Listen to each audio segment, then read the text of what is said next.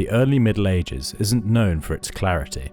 In fact, it's particularly noted for its lack of clarity, in the form of a relative scarcity of sources.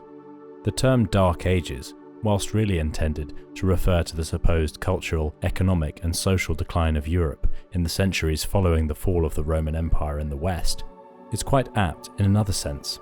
A period can be described as dark because, for certain geographical areas, it is rather difficult to work out what exactly is going on. One region where this holds true is Scotland. Even during the period in which the Romans were present in the British Isles, an empire notorious for its excellent note-taking, Scotland was something of an unknown quantity. Although they certainly made excursions into the Highlands, Roman conquests were limited in their northern extent to the two walls, Hadrian's Wall and the less well-known, later, Antonine Wall. Beyond this wall dwelt quintessential barbarians in the eyes of the Romans. As the Romans retreated from the British Isles, the historical record becomes even foggier. It was into this mysterious period, in the north of Scotland, that the Picts emerge into the historical record. First named in the late Roman sources, this hard-to-define people slowly grew in power to dominate the farthest northern and eastern reaches of Great Britain, even extending their political influence over the whole of the territory which we now refer to as Scotland. Their power was doubtless considerable, their kings mighty. Yet the Picts leave precious little behind. Except for a small collection of material artefacts and a series of peculiar monumental stones across Scotland, whose meaning remains elusive to this day, very little remains of this once great people. By examining what sources we have, the latest archaeological discoveries, and the material culture the Picts left behind, we can attempt to answer the question: who were the Picts? As with all peoples described in antique and early medieval sources, we must be wary of attempting to neatly define who the Picts were. It is important to note that the Picts as a group appear to have had very little cultural uniformity, indicating that the term Pict is a wider designation used to refer to a large number of somewhat geographically and culturally diverse peoples. In a recent work, historian Gilbert Marcus warned against viewing the Picts as some clear-cut and well-defined ethnic community, what he termed an ethnic fallacy. The term Pict first appears in Roman sources from the late 3rd century and is used in a general sense to apply to the people who lived beyond the influence of Roman power in northern Britain. Whether or not it emerged from the Latin word for painted as a reference to the custom of many northern peoples to paint their skin with dye, Pict came to be used to refer to Britons living in Barbaricum as opposed to Romano-British provincials. In of itself, this development doesn't necessarily suggest a new ethnic or political identity in Scotland, but rather that the Romanised inhabitants of southern Britain were viewing themselves in a new way in relation to the other inhabitants of the British Isles. Although later sources, such as Bede, regard the Picts as a single nation or gens pictorum, even they acknowledge the apparent diversity within Pictland. Stephen, author of the 7th century Life of St. Wilfrid, noted that Pictland north of the Firth of Forth was home to distinct peoples, or even distinct nations. We should therefore refrain from suggesting that the Picts as a group had any great degree of homogeneity, or that the term Pict refers to a single ethnic group or political identity. Pictishness as an identity no doubt existed, but perhaps it was more of a construction created for political expediency. Fraser thinks it likely that it was the kings of Fortriu, the Pictish kingdom that dominated what we might consider as Pictland, who were responsible for the creation and promotion of a Pictish identity as part of their consolidation of power. The Venerable Bede spins a rather intriguing yarn concerning the origins of the Picts in his famous Ecclesiastical History of the English People. The Pictish race from Scythia sailed out into the ocean in a few warships and were carried by the wind beyond the furthest bounds of Britain, reaching Ireland and landing upon its northern shores. Here the Picts supposedly requested permission from the Irish to settle on their fair isle. The Irish refused. "No, I'm terribly sorry that you've come so far, but you can't possibly stay here." You might try the big island to the east though. The northern part of it is quite uninhabited, and so the Picts went to Britain and proceeded to occupy the northern parts of the island, because the Britons had seized the southern regions. As the Picts had no wives, they asked the Irish for some. The latter consented to give them women, only on condition that, in all cases of doubt, they should elect their kings from the female royal line rather than the male. This migratory tale bears similarities to the earlier account written by the 6th century monk Gildas, who considered the Picts to have come from abroad. There eagerly emerged from the coracles that carried them across the waves foul hordes of Gaels and Picts, like dark throngs of worms which wriggle out of narrow fissures in the rock when the sun is high and the weather grows warm. Bede's account of the origin of the Picts is repeated in the Pictish Chronicle, a legendary account of the kings of the Picts, likely penned in the late 10th century, some 2.5 centuries after Bede was writing. This Scythian foundation origin, while fascinating, has long been dismissed as a mythical literary creation. It is not particularly difficult to see why. It is also worth noting that Scania, a Roman geographical term used to refer to the southern part of Scandinavia, could possibly be what Bede was referring to when he mentions Scythia. Further to the fairly obvious legendary status of the Scythian origin story, recent genetic research has shown broad similarities between the genomes of Pictish individuals, other Iron Age Britons, and the modern inhabitants of northeastern Scotland. The 2013 study extracted genomes from individuals excavated from Pictish burial sites in Fife and Easter Ross, before comparing their findings with the genomes of other Iron Age Britons and modern Scots living in areas of historical Pictish political power. They described their findings thus: using allele frequency and halotype-based approaches, we can firmly place the genomes within the Iron Age gene pool in Britain and demonstrate regional biological affinity. This leads to the conclusion that the Picts were native to Iron Age Britain, further discrediting the idea of a Scythian migration.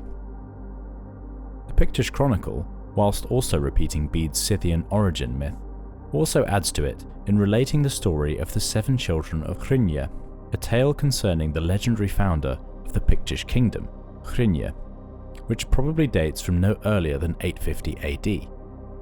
Hrynje is described as the father of the Picts, reigning for 100 years with his 7 sons ruling after him. The names of these sons corresponding to the 7 provinces of Pictland: Fib, Fidach, Fotla, Fortriu, Cat, Se, and Sersin. Of course, this identification of the sons with the regions of Pictland is suspiciously neat, indicating some political expediency to the tale of Hrynje and his sons. In fact, it has been suggested that this origin myth served the purpose of legitimizing the expansionist campaigns waged by the Pictish kingdom of Fortriu, to which we will return later. Naming regions after eponymous ancient founders was a common device in early medieval literature. All these factors suggest to us that the Picts were simply the native inhabitants of the region in which they rose to political prominence. The name Pict only enters the historical record in the early medieval period. Interestingly, the regions in which these Picts dwelt are described by earlier Roman authors, such as Tacitus and Ptolemy, as being inhabited by a collection of Britannic tribes. Ptolemy names the Caledoni, the Vacomagi, the Decantai, the Texali, the Verturiones, and the Venicones. In particular, Tacitus describes the Roman military triumph at the Battle of Mons Graupius in 83 or 84 AD, in which a Roman force roundly defeated a Caledonian host. Although the exact location of the Battle of Mons Graupius is subject to some debate, the vast majority of the proposed sites sit in Aberdeenshire, north of the River Dee, in territory which was later the locus of Pictish political authority. It therefore seems likely that the Picts bear some relation to these earlier tribes described by our Roman sources. Similarly, the Verturiones, first mentioned in the 4th century, are unmistakably Pictish in the sources. Their kingdom, referred to by its Gaelic name of Fortriu, was located in the northern Pictish zone around modern Forres and Inverness. Through the early medieval period, these Verturian kings appear to have dominated Pictland politically.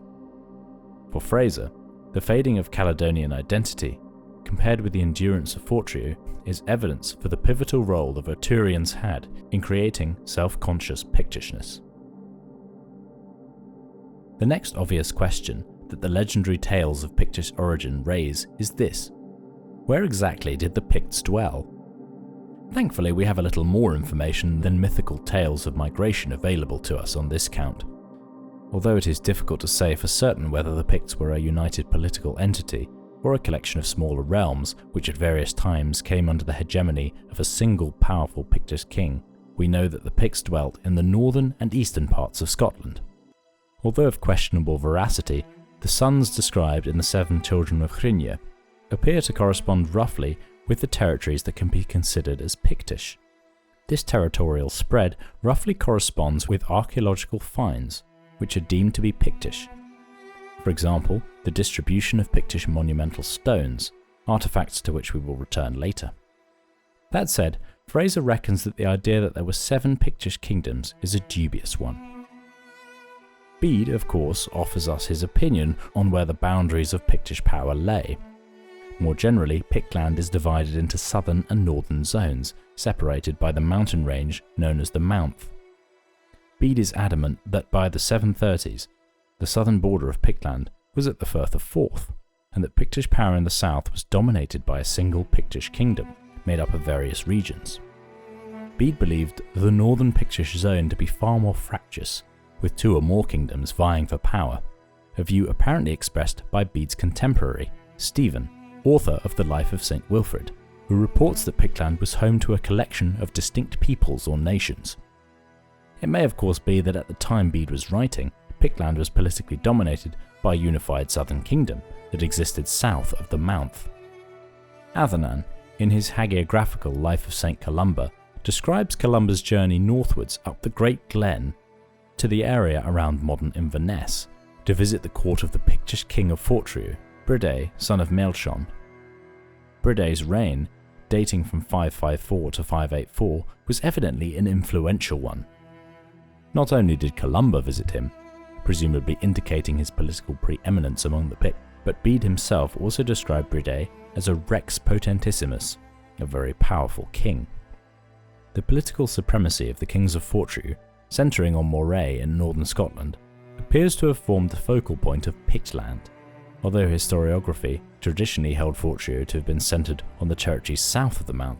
This view has been convincingly challenged more recently, not least by the works of medieval historian Alex Wolfe, whose arguments on the topic, and in particular his revised location for the Battle of Dun Nectan, convincingly place Fortriu north of the Mount, centred on Moray.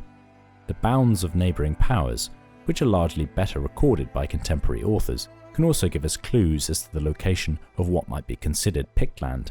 During the 7th century, the Anglo-Saxon kingdom of Northumbria, formed of a merging of the kingdoms of Bernicia and Deira, was the most powerful political entity in the British Isles, encompassing southeastern Scotland up to the Firth of Forth. It is likely that Northumbrian political power projected much further north, and that the Picts were tributaries of the kings of Northumbria, even after the catastrophic defeat of King Ecgfrith of Northumbria by the Pictish king Bride mac Beally at the Battle of Dun Nectan in 685. The Northumbrians continued to dominate the political landscape of southern Scotland. To the west, the Gaelic kingdom of Dalriata, which encompassed the western seaboard of Scotland and part of County Antrim in Northern Ireland, was at the height of its power in the 6th and 7th centuries. Border conflicts with Pictish rulers can be seen throughout the history of Dalriata. Indeed, the kingdom appears to have been brought under Pictish hegemony in the 8th century. It was the eventual merging of the Pictish kingdom of Fortriu with the kingdom of Dalriata that would form the kingdom of Alba much later in the 10th century. We have already discussed how Pictland was likely divided amongst a number of kingdoms. There is evidence to suggest, for example, that a kingdom existed in Orkney over which the kings of Fortriu were overlords, at least in the time of St. Columba's visit to the court of Bride. However, one kingdom in particular dominates the historical record when it comes to the Picts, the kingdom of Fortriu. The fate of this realm appears to have, at times, been essentially synonymous with that of the Picts as a whole. No doubt it is not an exaggeration to suggest that Fortriu formed the nucleus of Pictish political power in the early medieval period.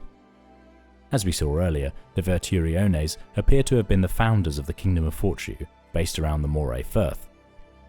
First mentioned in the 4th century by the Roman author Ammianus Marcellinus, it has been suggested that the Latin word Verturiones originated from the Brittonic root meaning fortress, implying that the name Verturiones may have meant fortress people. Bede, along with other Anglo-Saxon sources, refers to these Verturiones in Old English Wearteras. The name for the kingdom of these Verturiones originates in the Old Irish sources from the 6th century, such as the Annals of Ulster, which refers to the realm as Fortren. The word Fortriu, which we use today to refer to this preeminent Pictish kingdom, is a reconstructed nominative form of Fortren. Etymology aside, the kings of Fortriu appear to have established political domination over the vast majority of the territory which we consider to be Pictland in the early medieval period. This political situation, which developed from the 6th century onwards, and which was fully established by the end of the 7th, is termed the Verturian Hegemony. Our sources, although sparse, speak to Fortriu's establishment as a powerful political entity. Mostly this is clear through the treatment of its kings. St. Columba, founder of the monastery of Iona, travelled to the court of the Pictish king Bride mac Maelchon in the late 6th century, according to the hagiographer Adhanan. Although not referred to as the king of Fortriu, Bride's capital, located near the mouth of the river Ness, corresponds with the territory of Fortriu, indicating that Bride's realm may have been a direct precursor to the later kingdom. Columba's decision to visit Bride's court is a statement in of itself of the power the Pictish king exercised over the lands around the river Ness and Moray. What is fascinating is Adhanan's description of the presence of the king of Orkney at the court of Bride, perhaps suggesting that the Pictish king was an overlord of Orkney. This hints that by the late 6th century, these Pictish kings had already begun to develop a localized political hegemony. Furthermore, Bede's description of Bride as Rex Potentissimus, and mentions in the Irish annals of a migration of Gaels before the son of Maelchon in the late 560s, indicating potential conflict with the kingdom of Dalriata, also suggests that Bride may have been busily engaged in establishing regional political control that would eventually develop into the Verturian hegemony. A century later, by the late 7th century, the establishment of the Verturian hegemony appears to have been complete. It was Bride, son of Beli, ruling from 671 to 692, who is first explicitly named in the sources as the king of Fortriu. It was in the reign of this Bride that political control of the kings of Fortriu was extended southwards all the way to the Firth of Forth, achieved through victory against the kings of Northumbria at the Battle of Dungnectan in 685. This crushing defeat, in which King Ecgfrith of Northumbria, incidentally also the cousin of Bride mac Beli, was killed and his army routed, dealt a serious blow to Northumbrian political dominance in Scotland, restricting it to the lands south of the Firth of Forth. The kings of Fortriu had likely been sub-kings in a Northumbrian hegemony prior to the battle. This stunning victory, likely won on the shores of Loch Inch, established Bride and Pictish political power in its own right. With an attack on Orkney in 681, it seems that Bride was busy cementing the Verturian hegemony. As mentioned earlier, Fraser thinks it likely that it was the kings of Fortriu, through their political dominion over Pictland, who were responsible for the creation and the promotion of a Pictish identity. Fortriu's power was not simply demonstrated in military victories either. In 697, Abbot Adhanan of Iona brought together rulers and dignitaries from across Ireland and Scotland at the Synod of Birr, and here they signed the Law of Innocence, or Cain Adhanain, a legal treaty which established protections for all non-combatants, in particular women and children. The only Pictish signatory, aside from the bishop, St. Curetan, was the king of Fortriu, Bride, son of Derelai. We're really racking up on Brides here. Bride's signature on the Cain Adhanain indicates that he was the recognised preeminent political power in Pictland, capable of enforcing the laws that were set down at the Synod of Birr. Fortriu's dominions showed no signs of slacking in the 8th century either. King Angus, son of Fergus, appears to have gone further than his predecessors in establishing Pictish political hegemony, which stretched from coast to coast. Conflicts against neighbouring Dalriata, waged by Angus, established Pictish overlordship over the Gaelic kingdom. Angus did not limit his activity to the lands north of the Forth either. In 740, the Picts made incursions against the Northumbrians, and in 744 and 750, conflicts with the Britons of Strathclyde were reported. Although subject to ebbs and flows of fortune, the Verturian Hegemony endured into the 9th century, when the coming of a new force to the British Isles spelt the end not only of the dominance of the kings of Fortune, but arguably also for the Pictish identity as a whole, the Vikings. We shall return to this later, but for now let us concentrate on Pictish society and culture. Archaeological research in historically Pictish areas has provided us with some understanding of the society and culture of the Picts. Perhaps unsurprisingly, the Picts appear to have lived in a very similar fashion to their British, Gaelic and Anglo-Saxon neighbours in the early medieval period. Although we know very little about specifically Pictish farming methods, for example, considerations of other contemporary Celtic societies may give us a good indication as to how the Picts lived, especially since their material culture is apparently indistinguishable from that of their neighbours. Almost without exception, the Picts lived in small rural communities. No significant urban centres have been found. The only example of anything approaching sizable urban settlement in Pictish territory was settlements surrounding military fortifications, such as Birkhead Fort in Moray, northern Scotland. Interestingly, Birkhead was the primary power centre of the Pictish kingdom of Fortune, perhaps explaining its great size. The fortifications alone encompassed an area of some 12.4 acres and would no doubt have been accompanied by a similarly sizable settlement. Small settlements were therefore where most Picts lived. Like most people in northern Europe at the time, the Picts would have made their livelihood through farming and animal husbandry. Cereal crops such as wheat, barley and oats, alongside vegetables like cabbage, onions, leeks, turnips and beans would have formed the basis of agricultural production. Sheep, cattle and pigs would have been commonly kept, not only providing the Picts with a variety of meat, but also with milk, fibres and clothing, and hides to produce leather for a variety of uses.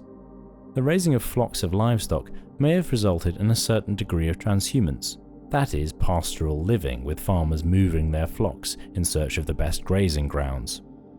However, recent excavations at the site at Lair in Glenshee has discovered several large byre houses for stabling cattle, indicating a certain degree of permanent settlement too.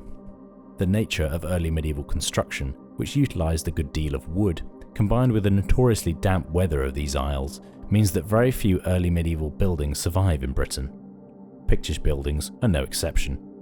Timber roundhouses and longhouses would have been common, most likely constructed of a timber framework, walls of wattle and daub, and roofing consisting of thatch, all resulting in a warm and easily maintained structure.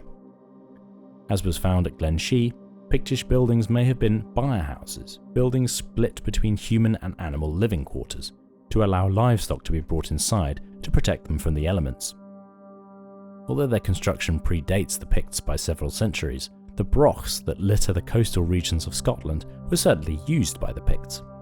Brochs are hollow round towers constructed of stone, often of impressive size and strength. The largest, the Broch of Musa in the Shetland Islands, stands some 44 feet high. The Picts may also have made use of crannogs, roundhouses constructed on artificial islands, on lochs and other waters across Scotland. Although precious little survives of Pictish culture, a fact which has perhaps led to their mysterious popular image, archaeology has uncovered a good number of Pictish artistic artefacts. The most prominent of these are a number of monumental stones which have been found in north and eastern Scotland in historical Pictish regions. Generally dating from the 6th to the 9th centuries, these stones feature a number of designs and patterns, and some even have Ogham inscriptions. Quite varied in size and style, many of the later stones are recognisable as crosses and gravestones, reflecting the Christianization of the Picts. However, the purpose of these monumental stones, which predate the coming of Christianity, is something of a mystery. Several theories have been suggested, including that the stones functioned as territorial markers, memorials, or symbols for certain clans or other groups. Perhaps most intriguing of all is the existence of a number of distinct Pictish symbols which can be seen on many of these monumental stones, particularly the earlier ones. For example, the double disc and Z-rod design, and the crescent and V-rod, whose meanings are lost to us. Similarly, the Pictish beast features on many Pictish stones, as well as Pictish jewellery. With its elongated head and strange, almost horse-like form, the Pictish beast has drawn comparisons to seahorses, dolphins and elephants, the mythical Kelpie, and even the Loch Ness Monster itself. Theories as to the meaning of the Pictish beast range from political symbol to religious iconography. However, the beast clearly held some serious meaning for the Picts, as it can be seen in a great number of depictions in stone and metal. Metalwork is the other primary Pictish artistic form which survives in any great number. In particular, silver artifacts make up a considerable portion of the surviving metalwork. In 1919, a great deal of Roman silver, apparently gained in raiding and sliced up in preparation for distribution, was discovered on Traprain Law. A larger hoard still, which included pieces of Pictish make, was discovered in 1819 at Norreys Law in Fife. In particular, the hoard featured a silver and enamel plaque from the 7th century, emblazoned with a Pictish Z-rod design. Unfortunately for posterity, much of the hoard was sold off by its discoverer and melted down. We can but guess at what kind of Pictish artifacts were lost. Another silver artifact, the large double-linked white klooch chain, also featuring the Z-rod, is a fine example of Pictish workmanship, one of a series of 10 chains which has been discovered. There is evidence to suggest that the Picts engaged in tattooing their bodies. Tattooing as a practice certainly seems to have been relatively common amongst Iron Age peoples in Britain and Northern Europe, although the evidence we have is almost all textual. As such, it is the subject of some debate whether the descriptions we have of various Iron Age peoples who decorated their flesh with elaborate patterns and designs was actually paint rather than tattooing. Julius Caesar, in his book The Gallic Wars, described the inhabitants of far-flung Britain thus: "All the Britons, indeed, dye themselves with woad, which occasions a bluish colour, and thereby have a more terrible appearance in fight." Indeed, it seems that the name Pict, a Latin word, is a reference to the decoration that these people adorned themselves with. It appears in the historical record in the year 297 in a panegyric, a text or speech in praise of someone, in this case the Emperor Constantius. In addition to that, a nation which was then primitive and accustomed to fight still half naked, only with Picts and Hiberni, easily succumbed to Roman arms and standards, almost to the point that Caesar should have boasted about this one thing only on that expedition, that he had sailed across the ocean. Denigrating comments on the military abilities of the Picts aside, the Latin word picti is significant, as it is generally translated as meaning painted, from the Latin verb pingere, to paint. Therefore, just over a century later, the historian Claudian noted in his Gothic Wars how the legions stationed in Britain kept the fierce Scots in check, whose men had scanned the strange devices tattooed on the faces of the dying Picts. Here the word is translated as tattooed, although it is important to note that we cannot say with certainty whether these Roman authors were referring to actual tattooing or simply painting on the skin with woad or other dyes. Furthermore, these tattoos somewhat predate the Pictish kingdoms we are considering, which arose around the 6th century AD. That said, Isidore of Seville, writing much later in the 7th century, seemingly asserts with some clarity in his etymologies that the practice of tattooing had been continued by the Picts. Nor should we omit the Picts, whose name is taken from their bodies, because an artisan with a tiny point of a pin and the juice squeezed from a native plant tricks them out with scars to serve as identifying marks, and their nobility are distinguished by their tattooed limbs. This would appear to be as clear an indication as any that the Picts practiced tattooing, but it must be pointed out that Isidore, as noted by James Fraser, confused the Picts with the Scotti on occasion. Of Pictish religion before Christianity, nothing can be said with any degree of certainty. It seems most likely that the Picts would have practiced some form of Celtic paganism. Rather unhelpfully, we know relatively little about this belief system either, since the Celts had no contemporary accounts of their own faith. However, from what we can glean from contemporary Roman accounts, archaeology, and later Roman sources, who are admittedly somewhat biased, it was most likely a form of polytheistic religion with an emphasis on the natural world, sacred sites located in groves and springs, and perhaps a priestly class of druids. The most sensible conclusion that we can draw, given our lack of sources, is that the Picts in all probability worshipped in a similar fashion before the coming of Christianity. However, it is worth mentioning that St. Patrick, writing in his letter to Coroticus in the 5th century, stated that the Picts living south of the Mount were apostates, meaning that they had once been Christian but had relapsed into paganism. The process by which the Picts converted to Christianity seems to, like the conversion of the Anglo-Saxon kingdoms, have been spearheaded by missionaries. The influence of Irish Christianity was seminal. St. Palladius is said to have settled in Pictland after he left Ireland, and St. Bridget of Kildare is associated with the village of Abernethy. Adhanan's account of the life of the 6th century St. Columba details the travels of the Abbot of Iona all the way up the Great Glen to Inverness, where he may have converted the Pictish king Bride mac Maelchon. The account of his journey is filled with examples of him converting ordinary Picts too, hinting at the idea that Columba may be responsible for the conversion of large numbers of Picts in northern Scotland. St. Ninian, considered by Bede to be the apostle of the southern Picts, that is, those Picts living south of the Mount, is traditionally held to have been a Briton whose missionary work among the southern Picts in the 7th century was responsible for the widespread adoption of the Christian faith. It is not just the Irish who influenced Christianity amongst the Picts. It appears that the Pictish church had links to the Church of Northumbria too, for in the reign of the Pictish king Nectan Macta Ile, Ionian churchmen were apparently relegated in authority by the decision of King Nectan to adhere to the Roman dating of Easter and the Roman tonsure, as opposed to the Irish dating of Easter and the Celtic tonsure. The kingdom of Dalriata too, with its Irish influences and military and economic links to Pictland, would no doubt have had some part to play in the Christianization of the Pictish people. Conversion of an entire people is, of course, a long and complex process. It is hard to say whether this was achieved through the conversion of elites before filtering down to the general population, or whether the conversion was a matter of popular appeal at a grassroots level. Certainly the distribution of important monastic centres throughout Pictland would suggest the former, as most monastic houses that we know of were situated in locations of political power. For example, Dunkeld, Abernethy, St Andrews, Rosemarkie and Port Mahomac. The Picts certainly possessed a distinct language from their neighbours. Bede himself names it as one of the 5 languages spoken in the British Isles, alongside English, British, Irish and Latin. What is more, the hagiographical Life of St Columba, written by Abbot Adhanan of Iona about the founder of the monastic community on the island of Iona, details how Columba required an interpreter in order to converse with the Picts that he encountered.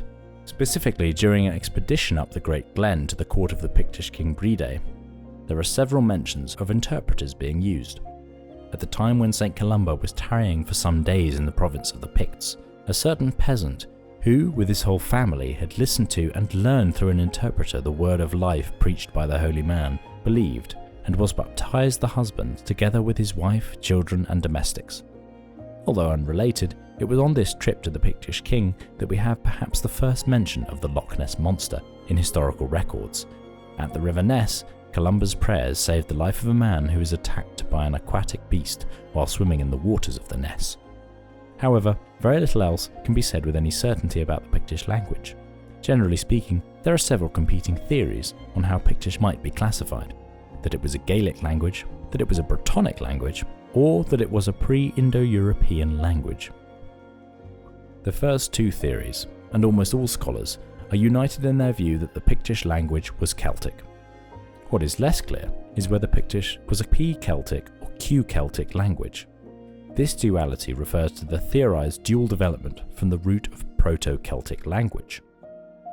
P-Celtic refers to the Brittonic languages, Welsh, Cornish and Breton, while Q-Celtic refers to the Goidelic or Gaelic languages, Irish and Scots.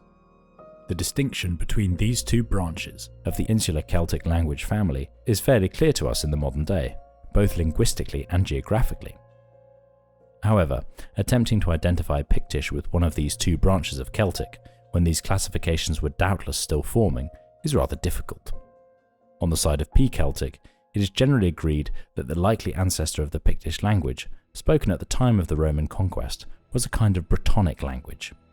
Indeed, in the 19th century, antiquarian George Chalmers, studying Pictish king lists, concluded that Pictish and Brittonic were actually the same. Later in the 19th century, Celtic scholar Whitley Stokes asserted, following a study of the Irish annals, that Pictish was closely related to Welsh. Further to this, a toponomic study of place names in historically Pictish areas of Scotland led William Watson to suggest that a P-Celtic language must have been dominant in these areas. However, it has also been suggested that the language of the Picts was a Q-Celtic, or Gaelic language, and perhaps is identifiable as the ancestor of modern Scots Gaelic. Historian William Skene propounded this view in the 1830s. Columba's use of an interpreter he explained away by pointing out that the Irishman would have customarily preached in Latin, and it was for this reason that the translator was required. However, unlike Irish, Scots Gaelic contains a large number of Brittonic loanwords, indicating that even if not a P-Celtic language, the Pictish tongue was subject to heavy Brittonic influences. Indeed, it is this clear Brittonic influence which leads Fraser to suggest that it is likely that the language of the Picts to which Bede refers was whichever tongue the politically dominant Verturians of Fortrio spoke, a form of Brittonic language partly Gaelicised through centuries of contact with Scottish and Irish Gaels. Of course, language is more generally notoriously fluid, and especially hard to pin down when the gulf of the centuries is so great. It may well be the case that P-Celtic and Q-Celtic diverged from a common Proto-Celtic ancestor in the British Isles, and that the divergence was slight enough that P-Celtic speakers, such as the Picts perhaps were, and Q-Celtic speakers, such as those in the Kingdom of Dalriata likely were, would have been able to understand each other. It is easy to envisage a scenario in which the increasing political supremacy of the Kingdom of Dalriata over the Pictish kingdom from the 8th century onwards would lead to increasing Q-Celtic influences in the Pictish language. It has also been suggested that the Pictish language was far older, or had far more ancient origins, and was non-Indo-European, although this view has subsequently come to be increasingly disproven, primarily hinging on the existence of difficult-to-translate Ogham inscriptions on simple stones in Pictish areas, such as the Brandsbutt stone, and the apparent practice of unusual social structures amongst the Picts, such as matrilineal kingship and tattooing. Scholars in the early 20th century concluded that the origins of the Pictish language may lie outside the British Isles. This was perhaps reinforced by the claims of traditional accounts of the origins of the Picts, such as the one relayed in Bede, which states that the Picts came to Scotland from Scythia, an area north of the Black Sea. This theory was modified in the mid-50s, when scholar Kenneth Jackson advanced the theory that Pictish itself was an amalgamation of two languages, P-Celtic layered on top of an older non-Celtic language. The problem of Ogham inscriptions were chalked up to simply being unintelligible artifacts. Jackson's theory tallied with a view prevalent at the time that the Picts may have been formed of a Brittonic elite which emigrated northwards and subjugated an existing pre-Celtic people. While Jackson's theory remained unchallenged for decades, it has become undermined more recently, as our understanding of Iron Age archaeology has increased. There have even been Celtic interpretations of long problematic Ogham inscriptions too, although these are the subject of some debate. The Viking Age, traditionally held to have begun with the sacking of the Northumbrian monastery of Lindisfarne by Vikings on the 8th of June 793 AD, changed the British Isles irrevocably. Throughout the 9th century, increasing numbers of Norse peoples arrived on the shores of Britain from Denmark, Sweden and Norway. Although initially consisting of sporadic raids, Viking influence soon took the form of violent conquests, culminating in the invasion of the Great Heathen Army of 865, which destroyed the once dominant Kingdom of Northumbria before turning south to dismantle the Anglo-Saxon kingdoms of East Anglia and Mercia. Ireland and Scotland were no exception, and the Picts were by no means spared from the fury of the Northmen. Initially subject to coastal raiding, the lands of Scotland were soon playing host to Viking raiders, who concentrated in Caithness, Sutherland and Galloway. The Scottish Islands too were captured by Norse settlers, and it seems that by the mid-9th century, the Kingdom of the Isles had been established. The Picts and the Kingdom of Fortrio seemed unable to resist this onslaught. In the year 839, the Picts suffered a disastrous defeat at the hands of Viking forces. Very little is known about the actual battle, other than an entry in the Irish annals, which reads, "The heathens won a battle over the men of Fortriu, and Uan, son of Honest, and Bran, son of Honest, and Aed, son of Boantur, and others almost innumerable fell there." The reference to innumerable casualties suggests that this battle was a large one, perhaps the culmination of a campaign which had involved large numbers of men. The loss of a high number of warriors would have done serious damage to the political power of the Picts. However, what was arguably just as disastrous was the loss of the king of Fortriu himself, Uan, and his brother Bran, and the king of Dalriada, Aed. Whether or not Aed was present at the battle as a sub-king of Uan, the scale of this calamity remains clear. The Picts lost 3 major political figures in one fell swoop. With the death of Uan, the House of Fergus, which had dominated Pictland for half a century, was ended. Pictish political power had been severely damaged, although not totally destroyed, by the Vikings. It is tempting to view this battle of 839 as the last stand of the Picts, as their final flourish in the historical record. But the reality is somewhat different. A period of political instability followed before the rise of the House of Alpin with Kenneth I.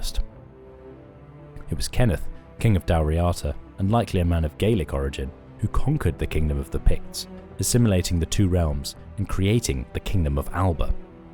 As such, he is considered to be the founder of Scotland. Although he continued to use the title King of the Picts, Kenneth's reign in the mid-9th century and the reigns of his successors were marked by a clear Gaelicization of the Picts. By the early 10th century, the kingdom had begun to be referred to as Alba rather than Pictland, and it seems likely that the Pictish language was increasingly Gaelicized, a process which appears to have been underway for many centuries. A process like this is very hard to track, but it would seem that by the 11th or 12th century, Pictish identity had totally been replaced by the dominant Gaelic Scottish identity. The 12th century English historian Henry of Huntingdon noted that the Picts, however, have entirely disappeared, and their language is extinct, so that the accounts given of this people of the ancient writers seem almost fabulous.